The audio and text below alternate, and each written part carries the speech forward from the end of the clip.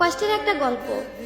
একটা ছেলে আর একটা মেয়ে 2 বছর রিলেশন করার পর হঠাৎ একদিন মেয়েটা ছেলেটাকে বলল, আচ্ছা একটা কথা বলি। ছেলেটা বলল, বলো। মেয়েটা বলল, রাগ করবে না তো? ছেলেটা বলল, না। মেয়েটা বলল, আমাকে ছেড়ে যাবে না তো?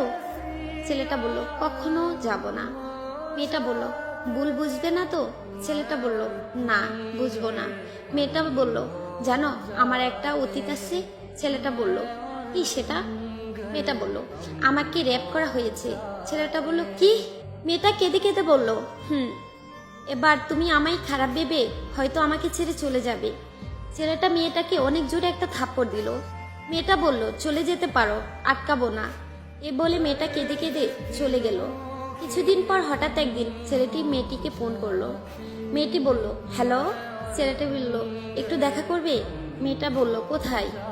ছেলেটা বলল, আমরা যেখানে দেখা করতাম। মেয়েটা বলল, আচ্ছা। ছেলেটি আগে থেকে এসে মেয়েটির জন্য অপেক্ষা করতেছে। কিছুক্ষণ পর মেয়েটি আসলো। মেয়েটি বলল, কিসের জন্য আসতে বলছো? ছেলেটি বলল, চোখ বন্ধ করো। মেয়েটি বলল, কেন? ছেলেটা বলল, এত প্রশ্ন করো কেন? মেয়েটা বলল, আচ্ছা চোখ বন্ধ করলাম। ছেলেটা বলল, এবার চোখ খুলে তাকাও। মেয়ে চোখ খুলে দেখে যে ছেলের বাবা মা আসছে। মেয়ে অবাক। ছেলেটা তখন হাঁটু গেড়ে বসে মেয়েটাকে বলল, তুমি কি আমাকে বিয়ে করবে? মেয়েটা বলল, তখন ছেলেটি বলল, আমি তোমাকে ভালোবাসি, তোমার অতীতকে না। তারপর ছেলে ও মেয়ে বাবা মায়ের ইচ্ছাতে তাদের বিয়ে হয়। হ্যাঁ, এটাই সত্যিকারের ভালোবাসা। অতীত জেনেও ভালোবাসার মানুষটি ছেড়ে যায় না।